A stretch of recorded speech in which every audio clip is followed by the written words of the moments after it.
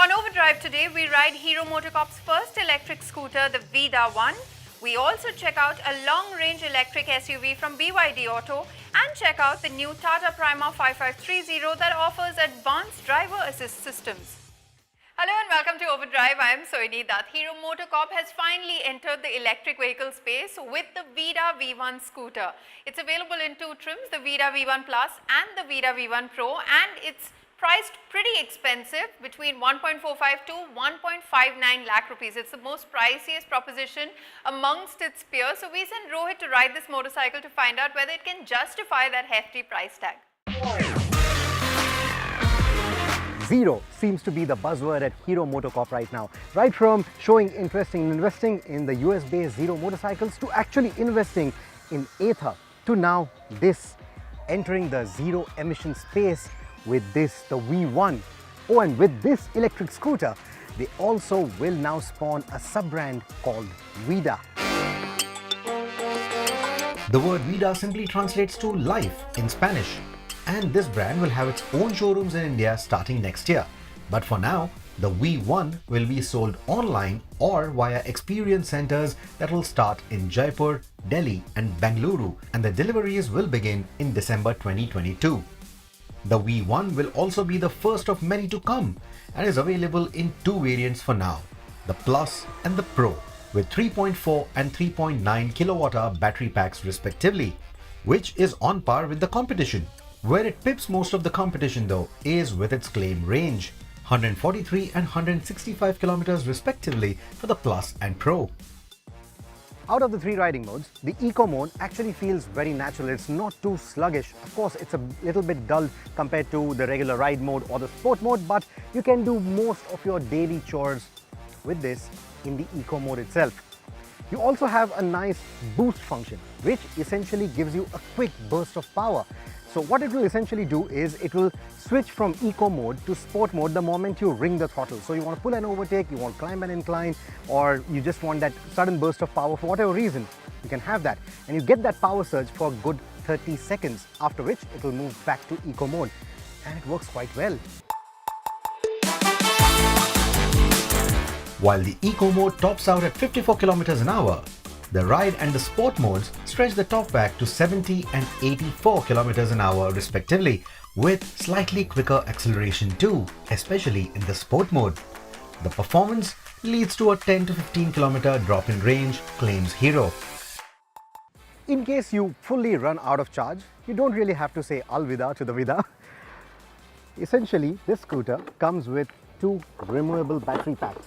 Now, at 12 kilos each, they aren't easy to lug around for sure, but this is good news. On a regular 3-pin plug, these batteries will take around 5 to 6 hours to charge fully, and both the batteries can be charged simultaneously. While we couldn't test it, the Vida V1 can also run on a single battery if the need be. Hero claims that using their fast chargers, 1 minute of fast charging can give you 1.2 kilometers of riding range. Also, for now, thanks to the Hero Ather connection, you can also use the Ather chargers to charge the scooter. It's not only the Hero chargers. That's good news again. The fast chargers will allow 0 to 80% charge in around 1 hour, which too is on par with the competition. Now, the spec sheet will tell you that the weight is almost as much as the Ola S1, but it doesn't feel as heavy. Those looking for lighter alternatives will continue to find the Ather 450X or the TVS iQube to be the more convenient options. The 780mm seat height is almost as tall as the Ather or the Ola and can be a bit of a perch for shorter riders. Speaking of the split seats, the rear seat and the adjoining panel below it can be completely removed for a single-seater form, either for design's sake or for installing mods like cargo carriers, luggage systems, etc. If you leave all the bodywork in place, you get 26 liters of cargo space. It will, however, still not take a sporty full-face helmet, but made in India, ISI marked helmets ideally shouldn't be a problem. What I really like is this cargo space sits independently of the battery compartment. The batteries sit right here, even the charging equipment goes right on top of the batteries. So you get full 26 liters at your disposal for your groceries, your luggage, ISI marked helmets, whatever you want. quite like the ingenuity of it, but all the peripheral plastics, barring the colored body panels, feel low-end, while the switchgear feels flimsy. I hope these are shortcomings of the pre-production prototypes only. The TFT instrumentation you see here is the final spec. And for a 2023 device, the peak brightness is lacking in broad daylight and the touchscreen feels laggy. That said, the switchgear can control most of its vital functions, and it's also the safer way should you need to use it on the move. On a related note, the riding modes can be changed on the fly too, but given how eager the sport mode is, I would have liked the Vida to necessitate full closure of the throttle to allow the riding mode changes. The V1 also comes with a cruise control function that works as advertised. Now, though Hero owns a fat stake in Ather, there is no real component sharing between the two vehicles apart from maybe the charging socket. But the electric motor, the peak output for it is very comparable to that of the Ather, 6 kilowatts and 25 Newton meters. But at the same time, the sustainable output is slightly higher than that of the Ather, 3.9 kilowatts. So while the V1 doesn't really set new benchmarks in terms of the specs, it does feel very natural to ride, and that is what I love. All of Hero's learnings clearly shine through with this vehicle in terms of the chassis, in terms of the way the motor behaves, in terms of the way the suspension behaves, the braking, etc. All of that feels very natural. So if you're transitioning from a traditional scooter to this, the transition is not going to feel too unnatural, and that actually is a very good thing. The Vida V1 also feels breezy around winding roads. It's nimble and has sure-footed turn-ins with its 100-section MRF tires. There's plenty of front-end feel too, and a sense of robustness and security in the way the V1 moves at speed, through the curves and also on the straights.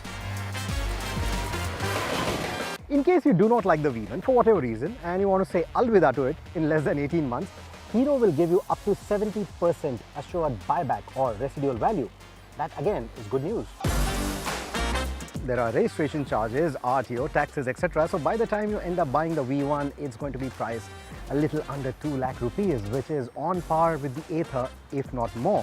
But it's a given that the Vida brand will charge a premium for the Hero legacy, for keywords and attributes like reliability, the service network, the cost of ownership, and more importantly, longevity. Well, as Rohit just mentioned in his story, Hero MotoCorp will assure you 70% of the buyback value within 18 months if you don't like the scooter for some reason, and also you can keep the scooter for 3 days, ride it around the city to make up your mind whether you really want to buy that scooter. I think that's a pretty good deal.